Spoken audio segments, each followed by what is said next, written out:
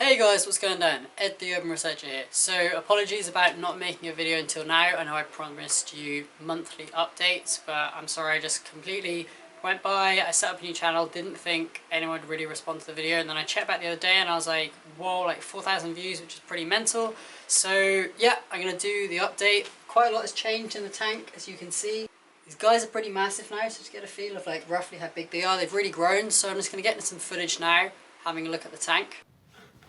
So this footage is back in January, just a couple of weeks after the initial video, and I said they were pretty happy, all just living together. One thing I did notice though, that the male was like a considerable bit bigger than the two females. Not like massively different, but was definitely kind of noticeably larger. It was probably one shed ahead of the females, or had just like eaten a bit more, and because it was a male, was showing like slightly larger body shape. So that was just something I was keeping an eye on. In general though, they were pretty happy, all chilling together. There were enough hiding spots, so that worked out really well. And as you can see, they were pretty happy running around. So then they shed. This was kind of one of the first sheds. At first really freaked me out. I was like, oh my god, what is this? But as you can see, I thought the crayfish had died, but it was just the little shed. And this is the little guy after shed. You can see it's a bit kind of soft as he was moving around. So that was kind of the start of the shedding process, and that was the point where the male kind of shed first. It's one of the females shedding, and I realized that the male was just really getting like a lot bigger than the females were. So I decided that I was going to have to basically divide them up, which is what you can see here. So I put in this kind of metal screen, which basically prevented the male, as you can see, he's absolutely massive. This is getting into February. Basically just prevented him kind of bullying the females, allowed the females to be able to eat. As it was kind of becoming an issue, he'd try to basically attack some of the females, and he'd kind of clipped off some of their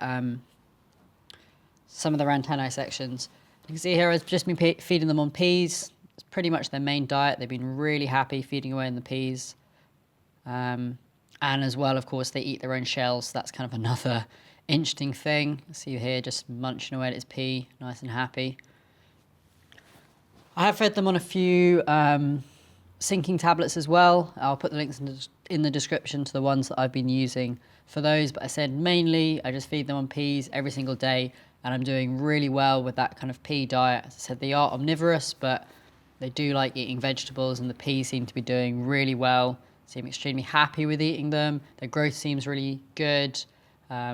So I supplement them with kind of a vegetable sinking tablet and a protein-based tablet. So I give those kind of once a week just to add into. They seem to love the protein ones, not as crazy for the vegetable ones.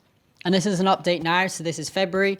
As you can see, the two girls are in one side and the male is on the other side. So we called the male Donald, so we had to separate him out with a wall, kind of a bit of fun. And the two girls are called Crayola and Cray Cray.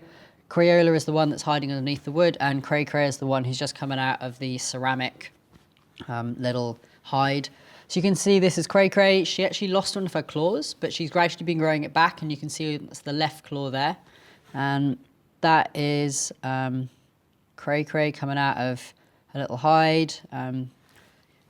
Really interesting which ones they kind of use. They find that the coconut's like the last option that they'll use. The wood's usually the first option, and then the kind of these terracotta pipes will be the second option of what the crayfish will like to hide into. And I'm still continuing to play around with that.